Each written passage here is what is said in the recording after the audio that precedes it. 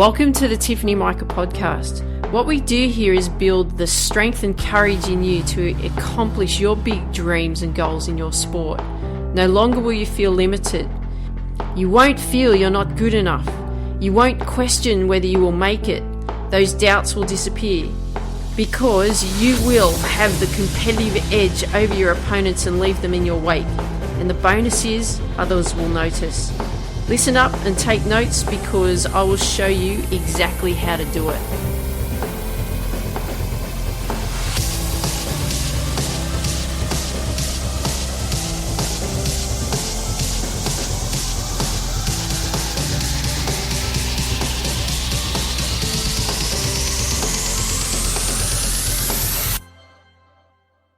Hey there, this is Tiff from the Tiffany Mika podcast and welcome to this week's Lessons Learned. As you know, what we do each week is we uncover lessons learned, whether it's been lessons learned that I've learned along the way that I want to share with you, or lessons that I've picked up from other clients, or things that have actually gone on throughout the week that I've noticed that I think that's really important that we need to be aware of.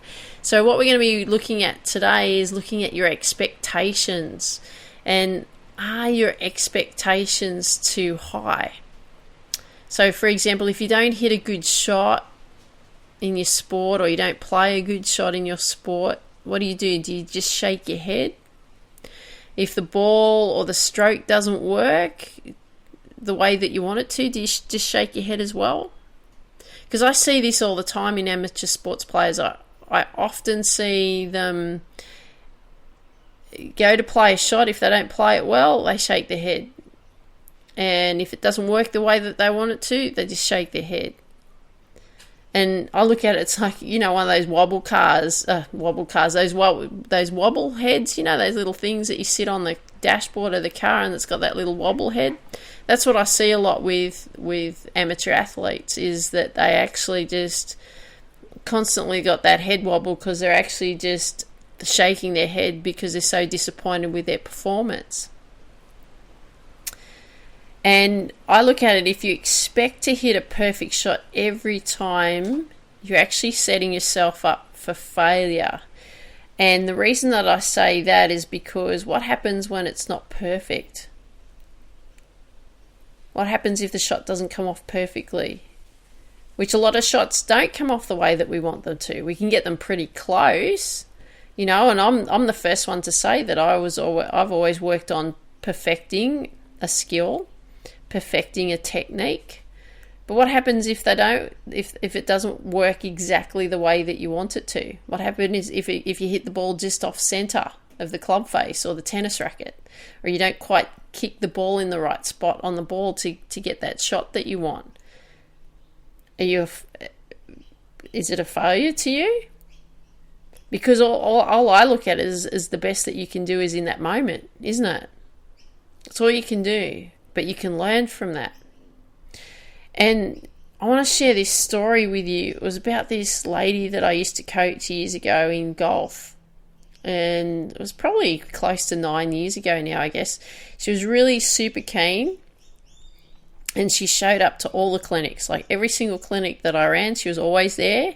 And she played about 3 times a week. She didn't practice, but she just got out on the golf course and played a lot. And I find that a lot of amateur golfers do that. They don't want to actually go and drill it away and really work on specific skills. They just think that they can just go out and play on the golf course and hope that that all comes along and the skill level starts to improve. Not necessarily the case that happens that way. It just helps you manage yourself around a golf course, but it doesn't necessarily improve your technique. I just want to add that in, and that's the same in anything.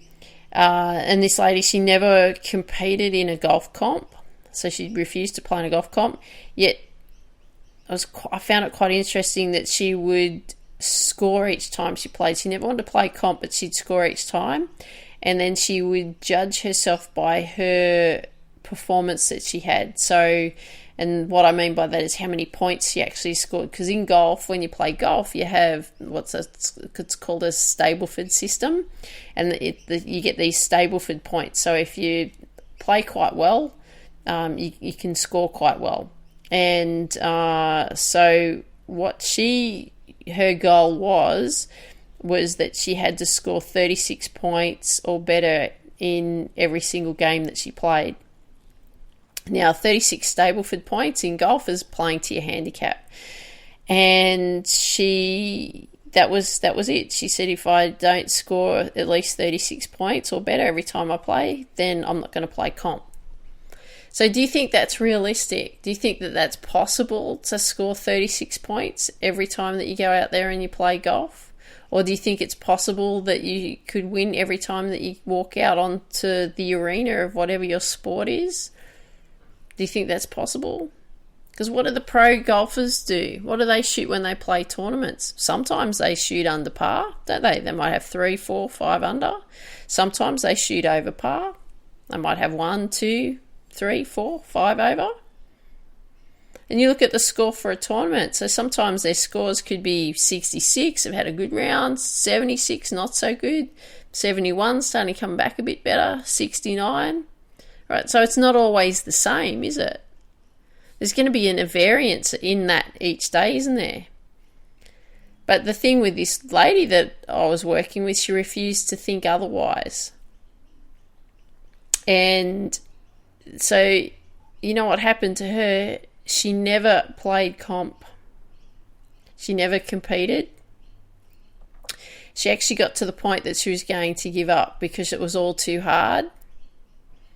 And she was in tears. And she was in tears. I've had that with many women that I've taught over the years, that they're in tears about their golf. You know, like I had one lady come to me, I think it was last year or the year before, and she said, "You're my last hope." I shouldn't be her last hope. I should be her first hope. But she said, "You're my last hope." And she spent the whole lesson just crying her eyes out. That's not good enough. That's not good enough. So she was setting herself up for failure all the time. Her technique needed work. She didn't go and work on a technique. If you're not performing the way that you want to, you've got to go and work on improving that technique. Because when you improve that technique, you can start to trust that technique. When you start to trust that technique, you can start to perform the way that you want to. And sport's hard to play. Sport's really hard to play, and competition's really hard to play because it actually brings up all your vulnerabilities. And when you compete in a competition, the competition, what it does, it just tells you how that you've competed in that day. It shows you how you've coped with all the skill challenges thrown your way, the opponent challenges thrown your way, the mental challenges that were thrown at you that day.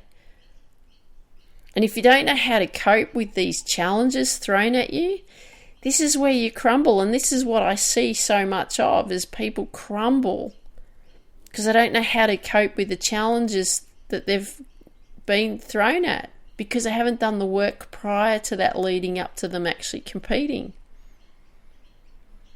You know, and this lady thought, it was a lovely lady, and she just thought that she just needed to show up and play golf each day, and that would be the thing that would make the difference, just showing up. She thought that was the answer. And she thought that by her scoring each time, that was to see, you know, that was going to show her whether she's improved or not, because everything was dictated by the score. And at times, you know, sometimes there is improvement. Sometimes we plateau, and what happens when we plateau? We think we're getting worse. So when things aren't working or you're not playing as good as you want to, what happens then? You're disappointed. And then you become highly critical of yourself. So we don't want that. We don't want you to be disappointed and highly critical. Disappointments are going to happen for sure. But it's all about learning the lessons, isn't it? That's what these lessons learned are all about. Is that if you are disappointed, if you are constantly criticizing yourself, we need to change that. So then the question becomes is like, okay, Tiff, thanks for that information, but how can I change my high expectations? And I'm not saying to you, okay, what you've got to do is you've got to lower your standards. No. You've still got to have high expectations. You've still got to have high standards.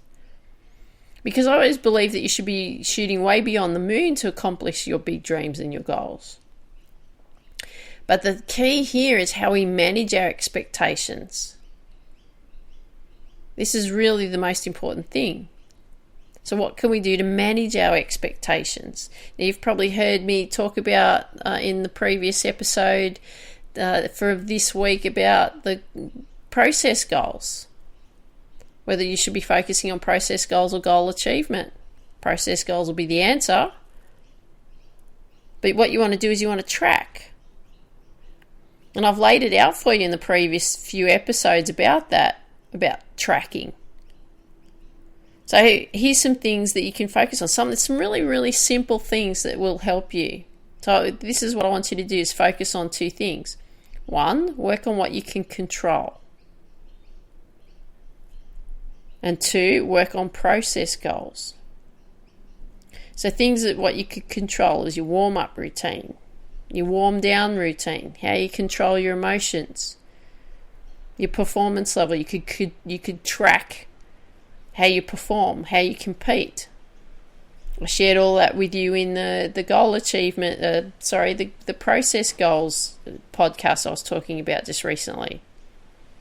And number two is work on those process goals. Track your training, track your performances, track your mental skills. Look back at the data. What is the data coming up and saying to you? Then you go and work on it. So we all have high expectations. But if you're just being incredibly critical of yourself and you keep telling yourself that that's just not good enough, and you have that, that wobble head on the dashboard of the car and you're shaking your head all the time saying, no, that's not good enough, no, that's not good enough. You suck, you're bad, you're this, you're that. How is that going to help you? It's not going to help you at all. But it's how you manage yourself through that. And the key here for you is actually tracking. I've spoken about it before. Work on what you can control and work on your process goals. And if you're not sure what I'm talking about with regards to process goals, go back and listen to an episode where I talked about process goals and goal achievement, which was better, and how to do it. So I hope you enjoyed this week's Lessons Learned. I'd love it if you could share with me what you like best about what you heard today. And if you've got friends that would benefit from these episodes, I'd love it too if you could share these episodes with your friends. And you know what? Just get out there and have a go. Doesn't matter if you make mistakes. That's what learning's all about. So I want you to dream big, believe in you, go after your dreams. Have an absolutely awesome day. Take care. Talk soon. Thanks for listening to today's episode.